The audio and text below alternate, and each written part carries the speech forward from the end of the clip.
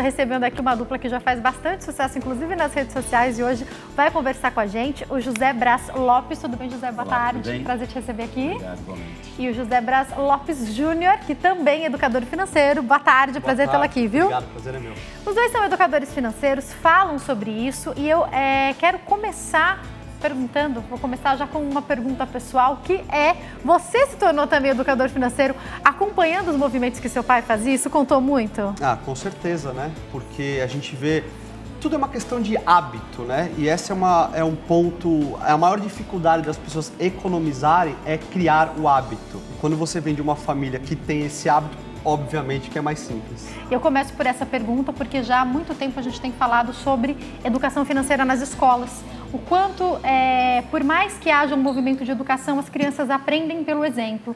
Não é difícil a gente ver exemplos de pais que falam para os seus filhos: eu não tenho dinheiro para comprar isso. E a criança fala: passa o cartão, dá um cheque. Antigamente, na minha época, era muito mais dar um cheque, né? Agora se passa o cartão, porque as crianças estão observando tudo.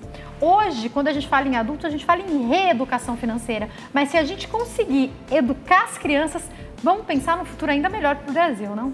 Sem dúvida. A gente pensa que o grande problema é que, efetivamente, nós não temos educação financeira nas escolas, da forma que deveria ser dada. As escolas, elas nos ensinam a uma determinada profissão, para você começar a trabalhar, ganhar dinheiro, etc. e tal. Só que não nos ensinam a fazer um bom orçamento, a planejar a vida para você materializar teus sonhos, porque senão o sonho só fica no sonho, né? E também, que é muito grave, não nos ensinam a fazer investimentos respeitando o nosso perfil, o perfil de cada um, e o que é adequado para atender aos sonhos das pessoas. E eu quero já fazer uma pergunta para vocês, com o momento que a gente vive no país, inclusive já foi liberado para algumas pessoas, aquele valor referente ao fundo de garantia que vai ser liberado. Então, para alguns, mas é só isso, mas é tudo isso, é R$50, é R$500, enfim, a minha pergunta é, para uma família que já está endividada, porque hoje a gente está falando de milhares e milhares de pessoas desempregadas, em um contexto que muita gente está endividada, um contexto em que muita gente já está negligente. Esse dinheirinho que cai na mão pode ser uma boa ou pode ser um problema? Quem começa respondendo, por favor? Sem dúvida que um dinheiro que cai na nossa mão é muito positivo, né? Mas não é esse dinheiro que vai trazer a solução. Não é a gente ganhar mais que vai ser a solução. Todos nós aqui já ganhamos metade do que a gente ganha hoje. Verdade. E hoje ganhando o dobro, será que a gente está melhor? Então, independente do dinheiro que caia na sua mão, você precisa, eu sei que é chato, eu sei que as pessoas fogem disso, parar, fazer um orçamento, ver quanto você gasta, ver quanto você ganha e ver para onde vai esse dinheiro. Obviamente que se você formou uma dívida, você tem que pagar essa dívida, mas também, será que vale a pena você pegar esse dinheiro e pagar a dívida do cheque especial? Será que não vale a pena você refinanciar essa dívida? Não é tão simples assim. Então você vai pegar o dinheiro, vai pagar... Você tem mil opções, né? O que você faz com ele? Primeira coisa é fazer um orçamento para entender quanto você ganha. Tem gente que não sabe quanto ganha. Verdade. E quanto você gasta. Esse é o primeiro passo. Esse momento é assim, a hora que cai o dinheiro na mão da pessoa, aquela pessoa que está endividada, e são os milhões de pessoas, infelizmente, no Brasil, eu já ouvi muita gente falar assim, pega o dinheiro e corre, paga a dívida. Primeiro, que dificilmente esse dinheiro que está entrando para as pessoas será suficiente para amortizar a dívida.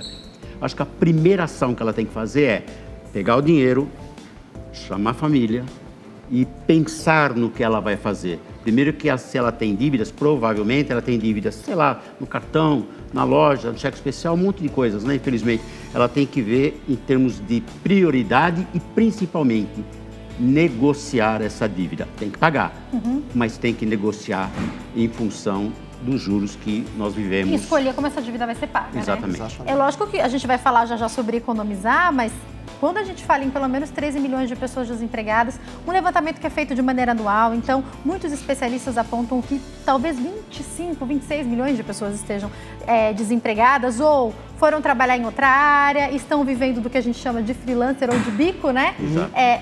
Essas pessoas provavelmente vão se endividar. Se elas tinham, e aí, se elas já tinham alguma dívida que estava controlada, por exemplo, a compra de uma casa, a compra de um carro, Uma pessoa que, de repente, era o maior ganho daquela casa, desempregada há 2 anos, não vai conseguir manter um financiamento, por exemplo, não é?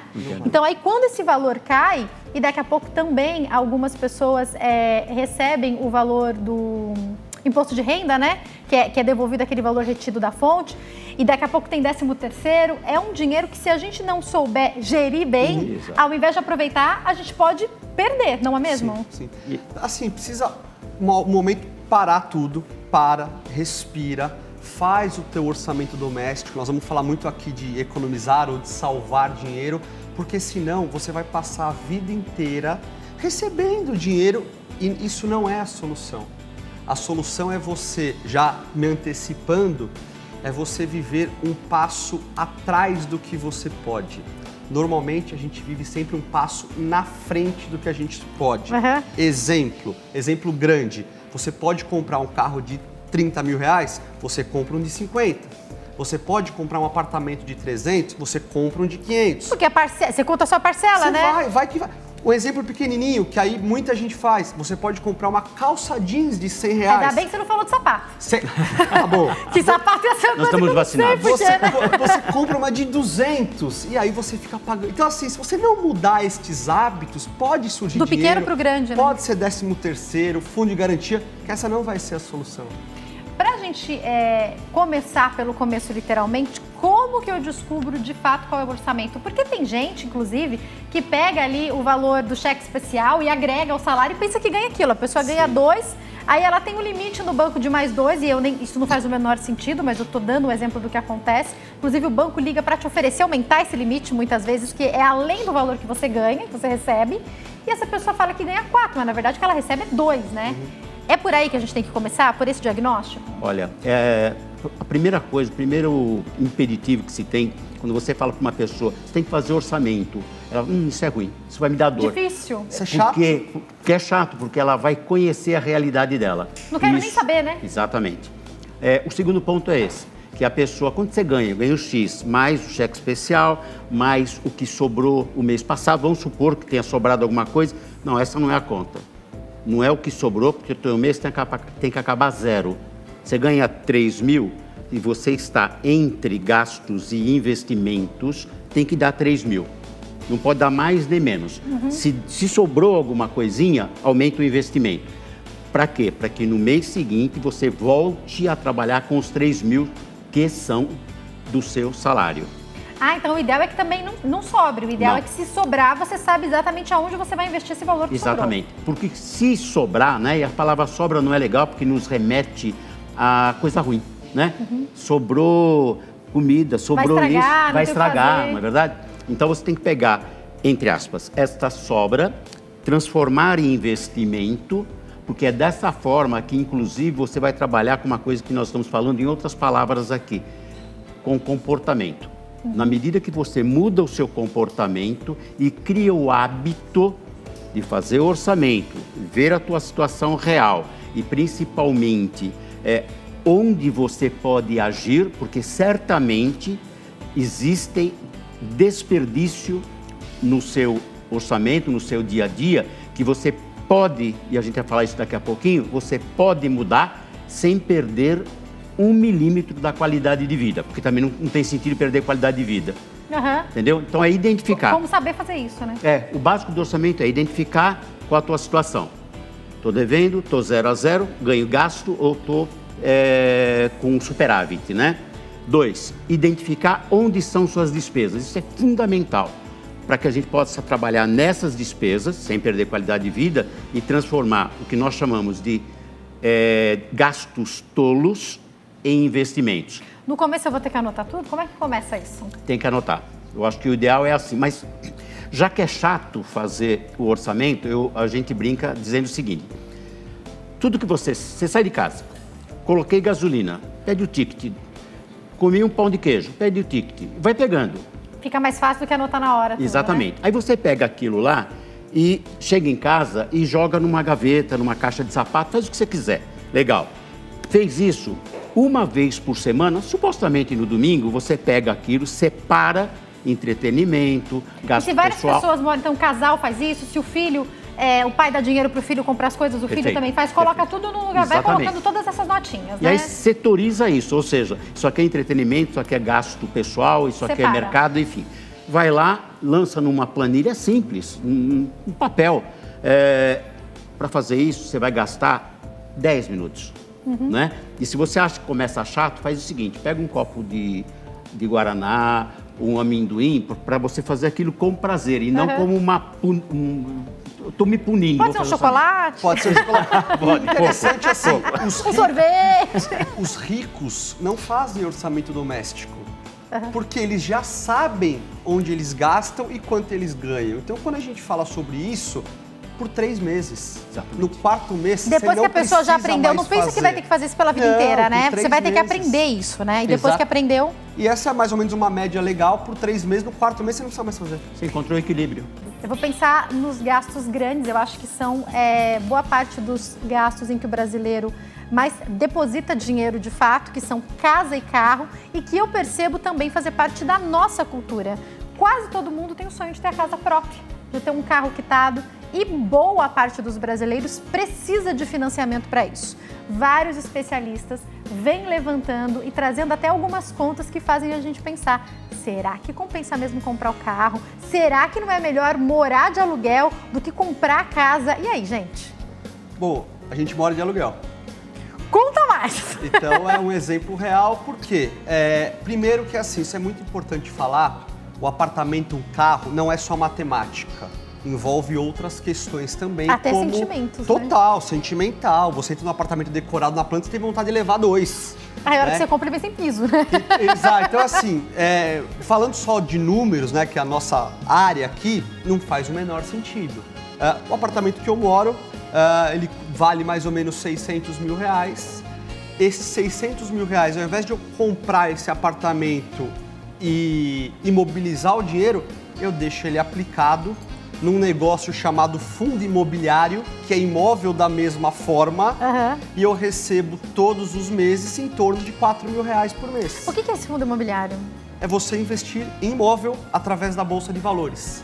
Então você compra um pedacinho do shopping Higienópolis, do shopping Cidade Jardim, de um escritório, de um hospital, e você recebe aluguel dos lojistas, por exemplo, no caso do shopping. Sensacional. E o dono do meu apartamento, tomara que ele não esteja assistindo, ele tem 600 mil reais num apartamento que ele não sabe se eu vou pagar o aluguel, se eu vou querer mudar, para receber quanto? 2 mil reais. Então eu tenho 600 mil, recebo 4 e pago 2. Para que eu vou gastar o meu dinheiro? Ele já tá te gerando, né? Ele já tá me gerando. Essa devolução dos juros, né? Que me dá de mudar qualquer... Mas assim, matematicamente falando. A gente sabe que tem um sonho, e aí eu quero fazer uma pergunta para vocês já sobre futuro, portanto, porque quando eu comecei a conversar com algumas pessoas e fazer essa conta, eu já falei isso para os meus telespectadores, quando eu e meu marido casamos, nós compramos uma casa, mas hoje, se a gente agora fosse casar, a gente não teria comprado, porque eu e meu marido, a gente é muito livre, a gente quer morar aqui, aí a gente quer morar lá, e a gente aluga apartamento para nossa casa para alugar, e a gente volta para nossa casa, e mesmo com o nosso filho, a gente é assim. Meu marido trabalha com hospitais, então daqui a pouco ele tá lá, a gente muda para lá, daqui a pouco ele tá aqui. Também tem muito a ver com o estilo de vida isso, não é verdade? Totalmente. É assim, se a gente for falar exclusivamente sobre o aspecto financeiro, não vale a pena.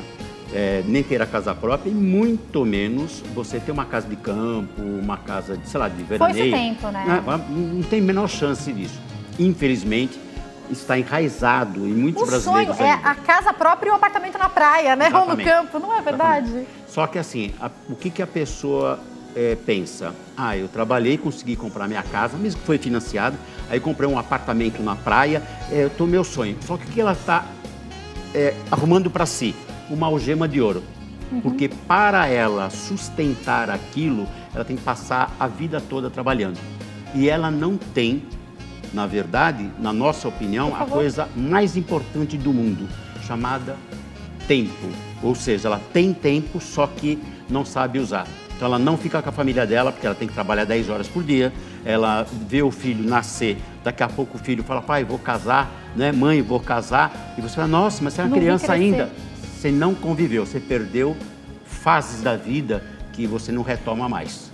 De repente, compensa, e aí agora eu sei que vocês falam da questão matemática, da questão financeira, mas aproveitando até a experiência de vida, e aí eu quero te perguntar sobre isso. Às vezes não compensa baixar o que aparece ser baixar esse padrão, ganhar um pouco menos, parar de fazer tanta hora extra e ter qualidade de vida? Eu falo, experiência de vida acho que é comigo, né? Um pouco mais, né? É assim, a gente fala muito isso para uma classe, serve para todos, mas para a classe médica. Por quê? Porque o médico, normalmente, ele tem um padrão de vida alto, né? Falou que seu esposo trabalha com médicos, ele é administrador de Então, assim, você vê médico ganhar muito dinheiro, mas nós vemos também muito médico que ganha muito dinheiro estar endividado. Qual que é a solução que ele dá? Fazer plantão. Então, se afasta da família, se afasta dos amigos, se afasta da vida. Então, é muito melhor ele fazer o que nós estamos falando desde o início aqui. Faz o orçamento, vê onde está gastando de forma tola, ou seja, está um passo à frente do que realmente deveria estar, planeje a sua vida para que ele faça o contrário. Conforme for passando o tempo, mas não precisa esperar 50 anos, vá desacelerando para te sobrar mais tempo ainda. Se você fez isso, planejou de forma adequada, com certeza você vai ter condição financeira de manter ou melhorar ainda mais a sua qualidade de vida no futuro. E agora para as pessoas que estão nos assistindo, que vão começar a fazer do jeito que vocês falaram, até agora todo mundo tinha ensinado coisa muito difícil, negócio de anotar toda hora, de baixar aplicativo, baixar planilha. Faz desse jeito, vai pedindo a notinha aí que geralmente você acaba pegando mesmo e depois joga fora. Limpa a carteira para não ter outras. Já começa agora a juntar todas essas notinhas, começa no dia de hoje desse mês. Nesse mesmo dia do mês que vem já dá pra gente ter um primeiro levantamento, certo? Diagnosticou, percebeu que realmente estamos gastando demais. Sabe aquele cafezinho da tarde? Tá gastando, sei lá, 200, 300 reais por mês com isso, porque eu acho que os números devem ser assustadores, sim, né? Com bobagem. Assustadores. É muito interessante quando a gente começa a falar, a maioria das pessoas pensam assim, mas eu ganho pouco. Comigo não dá. Eu já olhei. E aí a gente tem várias dicas para você, que é o que a gente chama de salvar dinheiro ao invés de economizar. Economizar traz restrição, é muito ruim, todo mundo foge. O que é salvar dinheiro? É você cortar gastos que não alteram a sua qualidade de vida. Por exemplo, eu acredito que grande parte tem conta no banco. Hoje você consegue abrir conta num banco digital que você não paga tarifa nenhuma. Você vai salvar 30, 40, 50 reais por mês e mais a anuidade do cartão de crédito. Tem essas réguas, esses filtros de linha com essas tomadas. Se você comprar um negócio desse, colocar perto da sua televisão e plugar lá a TV, se você tem TV a cabo, o Wi-Fi, e apertar um botão quando você vai dormir e quando você vai trabalhar, 30% na conta de luz. Para quem tem carro com seguro, você vai no restaurante, do lado tem uma vaga na rua. Você coloca no manobrista, provavelmente ia colocar naquela vaga. Você salva dinheiro sem perder qualidade de vida. Mas aí vem o grande pulo, porque muita gente faz essas coisinhas, né? Você deixa de ir no restaurante para levar uma marmita de segunda. Mas você faz o que com esse dinheiro que você salvou? Nada. Gasta de outro jeito errado, se bobear, né? Então não adianta Gasta nada. com doce, né? Gasta com cafezinho da tarde. Qual que é a grande dica? Você abre uma conta de investimento, você salvou 20 reais, já imediatamente pega esse dinheiro e transfere para tua conta de investimento. Não tem tarifa, você não vai pagar TED. Você salvou a conta de luz, já pega, porque isso vai te fazer criar o hábito. E aí você vai ver essa conta de investimento engordando. Mas onde que eu vou chegar com 20, 30 reais? É melhor que nada. E olha, se tem uma coisa que é bacana quando você começa a investir, a separar algum dinheiro, é você dar uma olhadinha e ver que esse dinheiro está crescendo. Isso é gostoso, né? E eu uso muito fundo imobiliário como exemplo. Isso não é uma dica sobre investimento, porque depende do perfil e de sonho de cada um. Mas o fundo imobiliário é legal porque imagina que você comprou um fundo imobiliário do shopping Cidade Jardim, né? Que é bonitão, chique pra caramba. Você comprou lá 100 reais. No mês seguinte, você vai receber um aluguelzinho. Quem que pagou esse aluguel?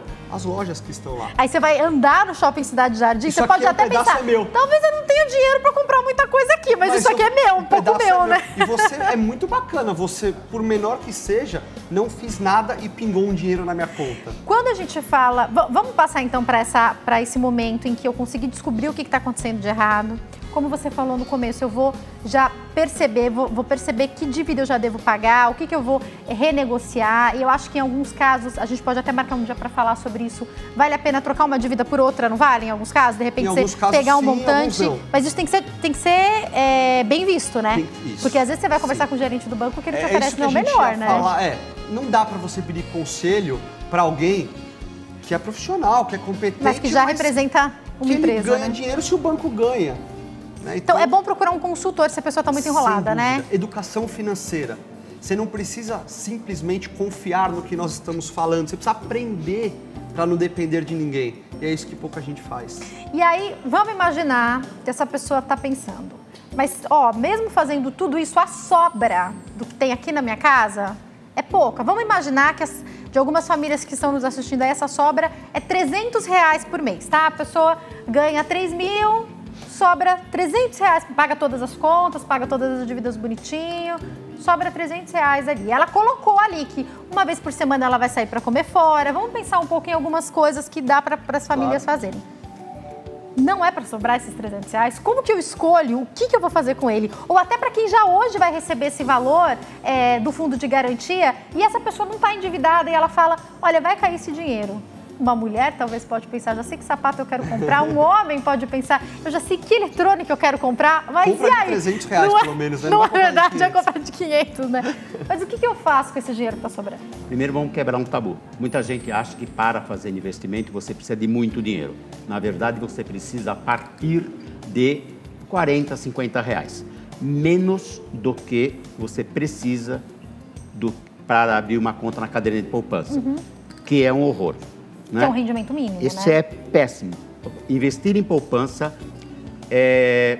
via de regra, você perde dinheiro. Então, é o pior lugar para você colocar ali seu dinheiro guardado. Pior, né? Porque você investe, tem pior, né? Tem título de capitalização. Capitalização é pior.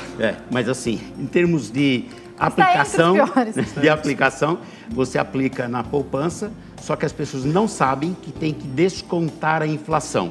Se ela rendeu menos, você perdeu dinheiro. Né? Porque você não consegue comprar a mesma coisa amanhã com o dinheiro de hoje.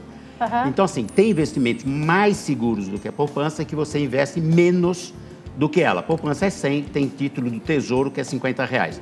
Só que a primeira coisa, quando você fala, bom, vou mudar minha vida, você tem que fazer uma coisa chamada colchão financeiro, que é você reunir. Na nossa ótica, tem outros consultores, analistas, que pensam diferente. Você tem que pegar 12 meses das suas despesas. Então, eu tenho despesa 2 mil. Então, você tem que pegar 24 mil, 12 vezes 2, e investir em renda fixa. Ou seja, aquilo que não tem chance nenhuma de você perder dinheiro. Por que isso? Não só para uma emergência futura, e eu não gosto de olhar o copo meio vazio, ou seja, eu não fico pensando em emergência, eu fico pensando que, de repente, isso pode me dar a chance de ter uma grande oportunidade de eu ter o dinheiro. Tá? Então, eu pego esse dinheiro e aplico por 12 meses, 300 hoje, 300 o mês que vem, assim sucessivamente. Então, se você pensar, não tem esse montante de 24 mil, calma. Vai ali nesses 300 em 300, 200 em 200, seja quanto for aí. Perfeito. Se de repente para você está sobrando mais, está sobrando 1.000, pode também investir esses 1.000. A ideia é primeiro conseguir esse valor. Esse colchão financeiro. Eu junto esse... Então, se tem mês que deu para colocar 1.000, mês que só deu para colocar 200, eu preciso primeiro esse valor que é 24 vezes o meu... 12 vezes o meu gasto, exatamente. Certo? É a partir daí que eu vou partir para os outros investimentos, é isso? Aí você define o sonho. Eu quero comprar uma casa, eu quero viajar, eu quero, sei lá... um carro? Um carro. Então eu vou destinar, suponhamos, depois de fazer o colchão, eu vou destinar 30% da minha capacidade de poupança, que é a diferença entre o que você ganha e o que você gasta. Então eu pego 30% e é para o meu sonho da casa, 20% para o carro. E isso, cada sonho tem um investimento específico. Por quê? Pelo tempo.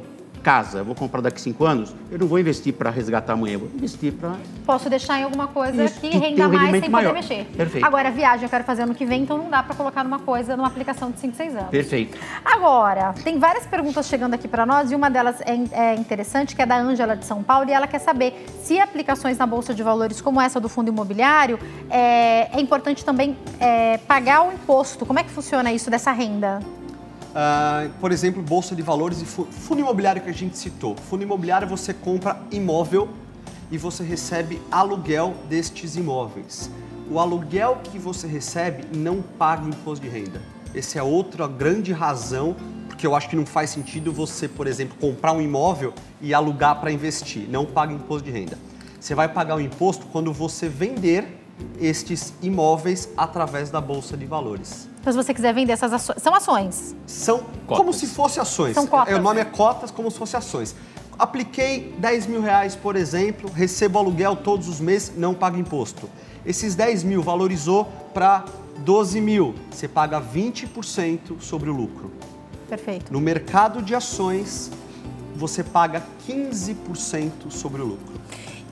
Esse fundo imobiliário especificamente tem altos e baixos também? Tem, porque é imóvel. É imóvel da mesma forma. As pessoas têm um pouco de medo do fundo imobiliário. De Bolsa de Valores de um modo geral, por causa disso, não? Pelo motivo da transparência que deveria ser bom. O teu apartamento... Eu tô vendo o que tá acontecendo, o teu né? apartamento, a tua casa, sobe e desce de preço todos os dias. Você não vê isso, né? Mas você não vê, você só vai ver o dia que você vender. E na Bolsa de Valores, é um aplicativo, né? Você tá acompanhando, né? Então aquilo gera um estresse. Então a gente fala assim, ó, fórmula mágica simples para ganhar dinheiro. É a mais fácil do mundo. Invista um pouco todo mês e foca no longo prazo. O mesmo tanto todo mês é importante? Fala um pouco pra gente sobre essa periodicidade. É importante poupar todo mês? Como que a gente se organiza para isso? Eu acho que é uma questão salvar dinheiro, né, que vocês falam? Salvar dinheiro. É uma questão de comportamento. Nós não pagamos todo mês o celular, não pagamos o aluguel. Então, assim, eu vou me pagar, eu vou fazer um boleto, né, através do banco digital, onde eu faço o meu investimento. Esse mês eu consegui investir R$1.000. Fiz orçamento, planejamento e vejo que dá para aplicar R$1.000 todo mês. Ótimo. Esse mês entrou 13º, entrou um extra, sei lá. Ótimo, não vá correndo gastar. Aumente os seus investimentos. Não, mas aquilo é importante, estou precisando. Vai lá e compra, não perca a qualidade de vida. Agora, não é uma regra que você, coloquei 1.000, tem que ser 1.000 todos os meses, né? Pense sempre que o que você está fazendo não é uma autopunição, é te liberar no futuro para que você tenha ainda melhor qualidade de vida. Só um detalhe, nós falamos de ações, as pessoas, a grande maioria dos brasileiros não gosta de ações porque acha que é risco. E aí a gente pergunta, mas o que é risco? Risco é perder dinheiro? Mas se na poupança eu aplico e perco dinheiro, porque se eu apliquei, deu 10% de juros, suponhamos, e a inflação foi 12%, aqueles meus R$1.000 não vale mais 1.000. Eu não compro um sapato, né, que era 1.000, o ano que vem por 1.000, porque vai estar mais caro. Então, assim, risco é desconhecimento. Qualquer país desenvolvido, mais da metade da população, como os Estados Unidos, o investimento é em Bolsa de Valores. Não, e é interessante também, rapidinho... Por favor. Bolsa é arriscado, não, bolsa eu perco dinheiro. Aí você fala assim, o banco ganha dinheiro? Muito, né? Ganham demais. Compra ação deles. Você gasta dinheiro com farmácia? Meu Deus, tá um absurdo, a farmácia é muito caro. Eles são ricos? Sim. Compra ação, custa R$5. Shopping, lojas de departamento, você pode comprar ação de tudo. Por que se perde dinheiro na bolsa? Imediatismo. Como que eu escolho, então, o que fazer com esse... Vamos pensar que talvez existam pessoas que têm um montante, até porque muita gente foi mandada embora, não tanta gente assim, mas algumas pessoas foram mandadas embora e não conseguiram talvez se recolocar, mas abriram um negócio que já começou a dar certo. Então, aquele dinheiro ali que ela pegou está guardado. Às vezes um montante de 10, 20, pessoas que trabalharam por 30 anos foram mandadas embora. Então, tem gente ali com um bom valor ali, para de repente investir de uma vez.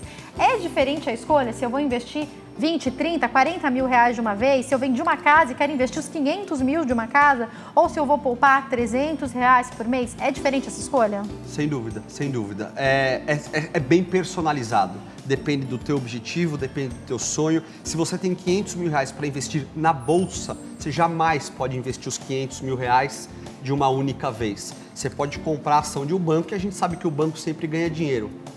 E se cai uma bomba que a gente não sabe? E se acontece... E aí os 500 mil virou 250 mil reais. Pode acontecer, vai recuperar, mas aí você não tem mais dinheiro para comprar. Então assim, depende de vários fatores. É isso que um consultor faz, né? Entender você, o teu sonho é diferente de uma pessoa que mora com os pais, de quem tem filho. Aliás, chegou aqui uma pergunta pra gente, que é é da Márcia. Obrigada, Márcia, pela sua participação. Qual é a idade certa para ensinar a educação financeira para as pessoas? Ou para a pessoa começar já a poupar, porque cada fase da vida pede uma coisa diferente, né? Sim. Primeiro, nós partimos do pressuposto que passar a educação financeira tem que passar com simplicidade, sem economês, em português, porque existe um fosso enorme entre as pessoas e o mercado financeiro. Né? Então, você tem que passar dessa forma. Sendo assim, a partir de 15 anos... Né? Na live de ontem tinha meninas de 13 anos, né? Pois é. Já... começando que é sensacional. E já me perguntaram, e o máximo? Não existe. Se uma pessoa que já nos acompanha tem 84, 85 anos, fala, pá, mas agora minimamente ela está ativa, viva e está deixando um legado. Porque provavelmente o filho, o vizinho, o sobrinho está falando assim, o que você está fazendo aí?